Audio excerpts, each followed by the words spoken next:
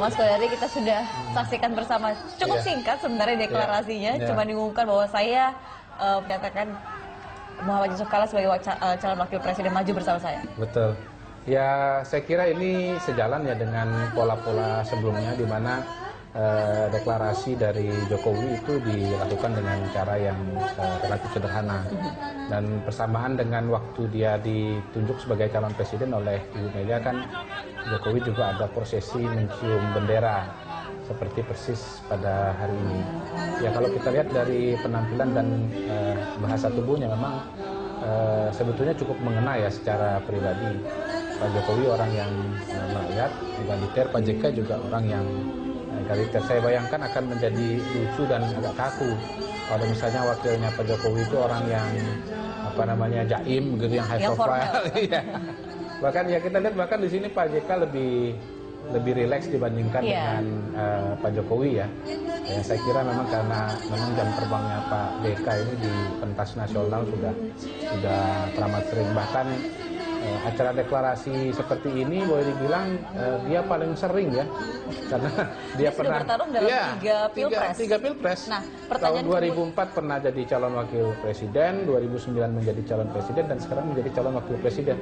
Jadi istilahnya sudah sangat terlatih dengan forum seperti ini. Pertanyaan yang kemudian juga banyak muncul adalah ketika Jokowi menggandeng Yusuf Kalla sebagai calon wakil presidennya dan ini merupakan yang ketiga kalinya JK maju dalam pilpres. Dua kali menjadi cawapres, sekali menjadi capres. Tapi masih lakukah Yusuf Kalla ketika harus bertarung lagi di pilpres? Kalau ukuran dari laku atau tidak laku itu adalah hasil survei pada hari ini, memang Pak JK masih sangat laku ya, terutama untuk sebagai calon wakil presiden. Makanya kemudian ada yang mengatakan Pak JK ini spesialis wakil presiden katanya, karena memang di survei-survei Pak JK itu tidak pernah nomor satu untuk calon presiden, baik tahun 2004, 2009 maupun 2014 ini. Tapi untuk calon wakil presiden, memang Pak JK ini paling tinggi ya Pak. Setidak-tidaknya semenjak tahun 2009.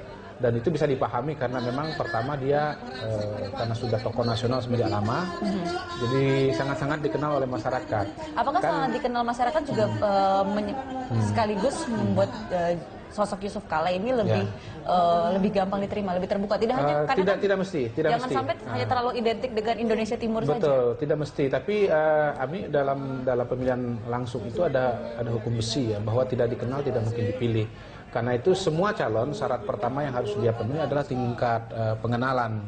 Nah, jadi kalau ada calon yang tingkat pengenalannya rendah, itu biasanya kalah dengan calon yang tingkat pengenalannya tinggi.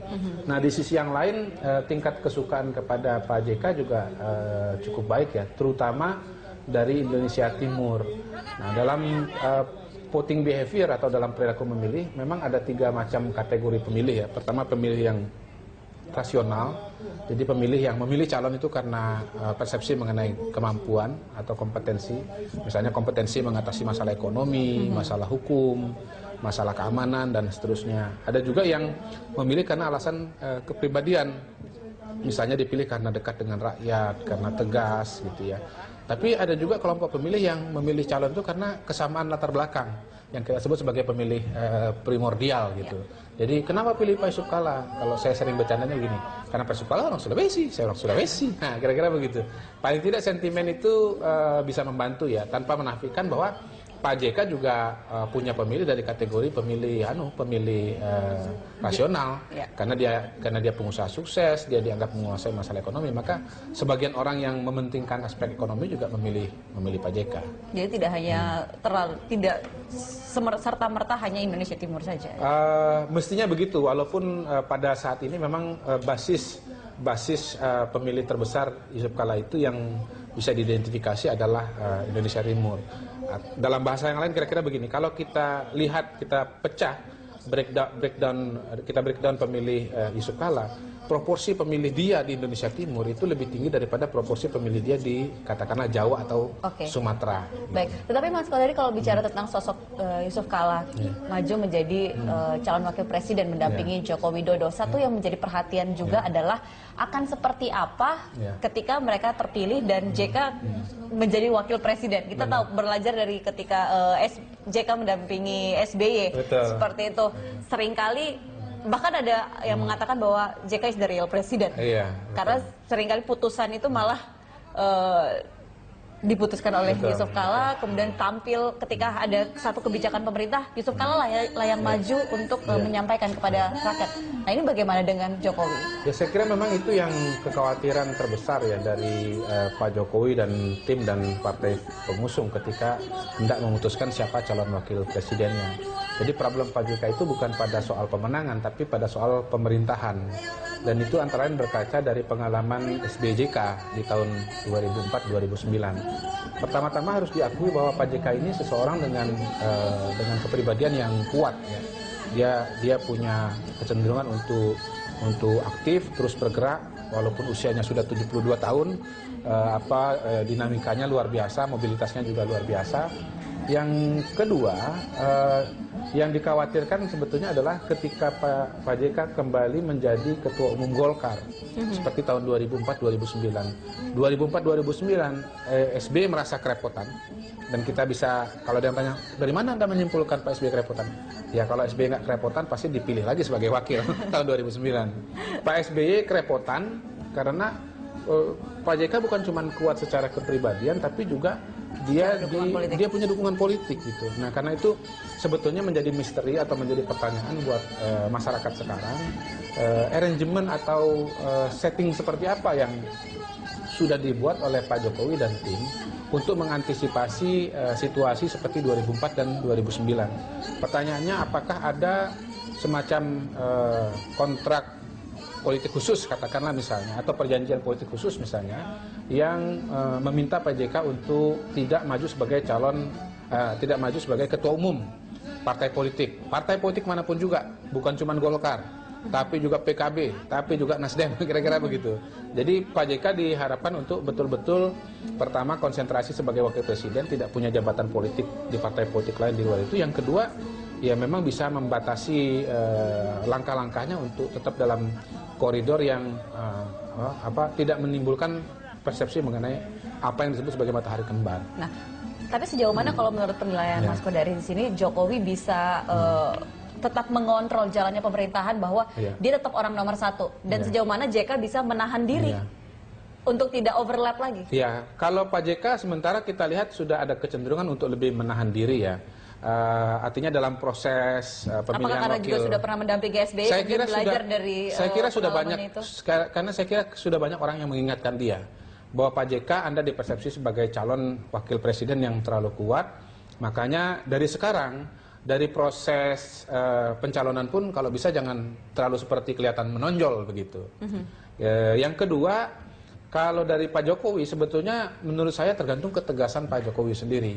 Kalau Pak Jokowi firm sebagai kepala negara, sebagai kepala pemerintahan, sebagai presiden, mestinya dia harus bisa atur begitu ya. Saya kira Pak Jokowi sudah punya pengalaman, punya wakil 2 kali, ya, pernah dengan Rudi Hadiatmo di Solo dan punya pengalaman dengan Ahok. Ahok itu secara kepribadian juga kuat, dan sampai sejauh ini kelihatannya sih fine-fine aja ya. Antara Jokowi dengan Ahok bisa saling komplementer. Jadi dalam konteks pengalaman di Jakarta, kepribadian Ahok yang kuat itu bisa seiring sejalan. Nah, mungkin contoh dari pengalaman DKI ini yang barangkali bisa dijadikan semacam sampel lah untuk bayangan mengenai bagaimana nanti Jokowi dengan JK. Walaupun skenario yang lain bisa terjadi ya. Misalnya begini, apa? Kalau Ahok itu kan usianya relatif sama dengan Jokowi, masih sama-sama muda begitu. Berarti sekali lagi ada dikotomi senior dan junior. Betul. Nah, dalam konteks JK itu jauh lebih tua dibandingkan dengan Jokowi, dan dia jauh lebih berpengalaman di tingkat nasional. Jadi tetap saja ada peluang atau ada celah di mana Jokowi itu bisa keteteran berhadapan dengan JK. Walaupun dia sudah punya presiden berpasangan dengan Ahok yang notabene juga. Tapi itu juga bukannya akan menjadi bumerang sendiri untuk JK ketika dia mencoba untuk bertindak jauh melebihi tugasnya seperti itu. Tergantung perspektifnya ya. Kalau sudah jadi presiden itu biasanya yang lebih menentukan bukan persepsi publik lagi, tapi bagaimana persepsi elit atau bagaimana permainan elit. Dari tahun 2004 ke 2009 sudah ada persepsi mengenai matahari kembar ya. Dan problem terbesarnya bukan pada pandangan masyarakat, tapi bagaimana seorang presiden merasa nyaman dalam menjalankan pemerintahannya, tidak merasa misalnya didahului, tidak merasa didesak, tidak merasa difeta kompli, atau bahkan tidak merasa bahwa kebijakannya dipotong atau disabotase oleh seorang wakil presiden. Nah, itu yang memang masih menjadi tanda tanya pada saat ini. Ya, sekali lagi kekhawatiran mengenai JK sebagai wakilnya Jokowi itu bukan terutama pada soal pemenangan, tapi soal pada saat pemerintahan gitu. Dan itu belum bisa kita jawab, soalnya belum menang.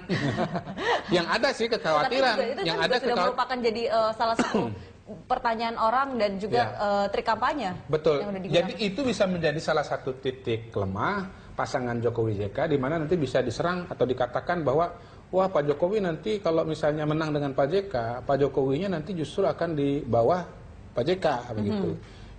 Itu adalah persoalan yang harus dijawab oleh tim kampanyenya nanti begitu. Artinya ya kembali memang tidak ada calon yang sempurna betul lah, yang dari ujung rambut sampai ujung kaki itu sempurna. Adalah kurang-kurangnya, entah kurang di hidungnya, entah kurang di kakinya dan segala macam. Istilahnya begitu kan? Ya, tapi inilah mungkin pilihan yang terbaik, karena ya nama yang dipertimbangkan oleh Jokowi itu listnya cukup panjang. Dan juga bukan orang-orang yang bisa dikatakan orang sembarangan, tapi juga merupakan calon-calon yang sangat berkualitas, sangat baik. Betul. Ya, termasuk sebetulnya seperti Pak Hatta yang digandeng oleh Pak Prabowo. Itu juga dipertimbangkan oleh Pak Jokowi. Karena dari segi misalnya pengalaman tingkat nasional punya, dari kemampuan di bidang ekonomi ada, ya. Kemudian dari segi popularitas juga salah satu yang wakil presiden yang populer. Dari segi keterwakilan wilayah mewakili Sumatera begitu. Tapi barangkali ada problem di luar diri Pak Hatta yang membuat kenapa kemudian Pak Jokowi tidak bisa memilih Pak Hatta. Katakanlah misalnya kalau orang menduga-duga, oh Pak Hatta kan besannya SBY gitu, dan kita tahu hubungan pribadi antara Bu Mega dengan Pak SBY tidak bagus, sehingga akhirnya Pak Hatta itu gugur sebagai calon wakilnya Pak Jokowi karena tidak berkenan di hatinya seorang Ibu Megawati yang punya porsi atau saham besar dalam ikut menentukan siapa wakilnya seorang Jokowi. Baik. Nah, sementara kalau Yusuf Kala dengan Ibu Megawati bisa dikatakan hubungannya cukup harmonis. Cukup harmonis dan ya disitulah kemudian menjadi menariknya ya bagaimana Pak JK yang notabene pasangan sama Pak SBY tahun 2004, Pak SBY-nya dianggap offside, tapi Pak JK-nya bisa tetap hubungan baik sampai sekarang dengan Ibu Megawati gitu. Jadi pertimbangannya memang bukan cuma pertimbangan politik, tapi juga bisa pertimbangan psikologis. Bukan hanya struktur politik, tapi juga relasi pribadi. Baik, tapi Mas Wadari ini sekarang juga yang menarik melihat adalah JK ini kan maju sebagai perseorangan. Iya. Dia mengatakan bahwa saya tidak maju mewakili Partai Golkar. Dan di lain sisi bahwa hingga saat ini Golkar ini belum memutuskan akan ikut kemana? Ikut ke salah satu dari dua pasangan yang tersedia atau memutuskan untuk mengeluarkan capresnya sendiri, capres cawapresnya sendiri. Tapi kan juga kalau tadi sempat saya tanyakan kepada Tante Wiyahya bahwa Golkar sudah biasa ketika ada calonnya maju sendiri kemudian tidak mewakili partai, tapi kan juga itu ada efek lain. Nah, sejauh mana Pak Yusuf Kala ini kemudian bisa mencuri suara Golkar? Menurut saya bisa ya mengambil suara Partai Golkar. Seperti terjadi tahun 2004? Seperti terjadi di tahun 2004. Pak JK itu bisa mengambil suara Partai Golkar. Besar kecilnya tergantung keputusan politik Partai Golkar. Kalau misalnya nanti Partai Golkar memutuskan tetap mengajukan calon presiden, katakanlah Abu Rizal Bakri, maka mayoritas suara Partai Golkar hemat saya tetap akan lari kepada Abu Rizal sebagai calon resminya Partai Golkar. Artinya porsi suara Golkar yang bisa ditarik oleh Pak JK relatif lebih kecil. Tapi katakanlah misalnya Partai Golkar itu tidak berkoalisi dengan partai manapun juga, abstain. nonton doang atau netral katakanlah begitu. Bisa jadi suara yang bisa ditarik oleh Pak JK dari Partai Golkar itu menjadi lebih besar gitu. Karena Partai Golkar tidak ikut bertarung, calon dari Golkar tidak termasuk menu ya yang dihidangkan kepada pemilih Partai Golkar. Bagaimana ketika Golkar memilih untuk nggak bergabung dengan koalisi Gerindra bersama dengan Prabowo? Saya kira akan terjadi tarik menarik ya. Karena dua-duanya juga merupakan betul. Katakanlah begini, kita bayangkan misalnya suatu situasi Partai Golkar berkoalisi dengan Prabowo.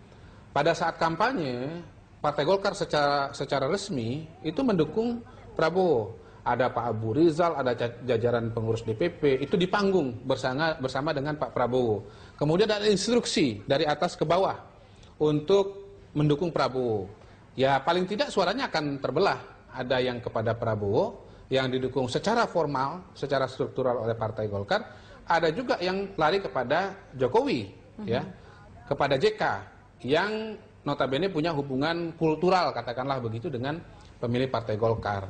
Nah, tinggal lebih besar kemana? Kekuatan JK di dalam Partai Golkar ini masih cukup kuat atau? Yang jelas beliau ada dalam struktur. Yang kedua, pemilih Golkar itu banyak di luar Jawa. Banyak di luar Jawa. Dan JK itu kekuatannya di luar Jawa. Gitu. Indonesia Timur itu kan boleh dibilang tanah Golkar. Gitu. Banyak sekali daerah di mana Partai Golkar itu menang. Paling tidak di wilayah Sulawesi lah. Jadi ya paling tidak wilayah Sulawesi dan sebagian Indonesia Timur lainnya itu akan lari dari suara Golkar. Mungkin suara Golkar yang di Jawa, suara Golkar yang di Sumatera. Ya dengan skenario tadi katakannya larinya kepada Prabowo, apalagi ada Hatta Rajasa di situ yang notabene representasi dari Sumatera. Ya tapi paling tidak kan wilayah Sulawesi akan lari kepada JK. Ya tergantung kepada efektivitas dari kampanye dan mesin politik Golkar. Kalau misalnya mereka Golkar berkoalisi dengan Prabowo, dengan Gerindra dan mesin politiknya efektif sekali, mungkin mayoritas akan tetap lari kepada Gerindra, lari kepada Prabowo. Tapi kalau misalnya mesin politiknya tidak bekerja dengan optimal, akan lebih banyak yang lari kepada Pak JK. Baik, ini kemudian juga satu yang menarik selain akan seperti ketika ada matahari kembar di situ, tapi satu juga menjadi pertanyaan adalah seperti apa PDI Perjuangan ini meramu bentuk koalisinya? Karena kan kemarin-kemarin seperti dikatakan salah satu yang ditawarkan juga bahwa kita tidak ingin membuat koalisi bagi-bagi kekuasaan seperti itu, tapi ini merupakan satu bentuk kerjasama antara partai seperti itu. Nah, ini mereka berdua ketika Jokowi dan Yusuf Kala misalnya menang dalam Pilpres 9 Juli, akan seperti apa mereka meramu kabinetnya? Ada beberapa skenario ya. Skenario pertama, mereka akan menyusun kabinet yang di dalamnya mengakomodasi partai-partai yang menjadi bagian dari koalisi sekarang ini. Sekarang koalisi terdiri dari 4 partai, PDI Perjuangan, Nasdem, PKB, dengan Hanura. Nah, kalau ini linear, maka kabinet Jokowi nanti itu sebagian akan diisi orang-orang yang berasal dari partai-partai ini.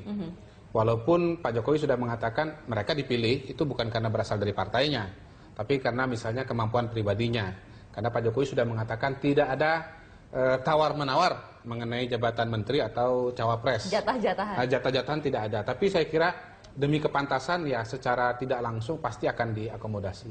Kemungkinan yang kedua, Jokowi juga akan menggandeng menteri yang dianggap punya kaitan dengan partai yang lain. Dan hemat saya itu kemungkinan besar akan dilakukan. Karena secara kursi, koalisi PDI Perjuangan sekarang ini itu baru mencapai 37% dari kursi di DPR RI. Nah, Prabowo sekitar 36%, sisanya sekitar 27% itu masih di luar. Demokrat sama Golkar. Untuk amannya memang koalisi itu nanti mencapai minimal 51% kursi di DPR. Memang kita sistem presidensial, kekuasaan di tangan presiden, tapi kita tidak bisa naif. Dalam sistem politik sekarang ini, dalam sistem politik sekarang ini, DPR RI, parlemen itu fungsinya besar dalam ikut menentukan kelancaran pengambilan kebijakan. Baik, tahan dulu sebentar Mas Kodari, kita nanti akan lanjutkan lagi di segmen berikutnya. Pemirsa, kami akan segera kembali, tetap bersama Breaking News Berita 1.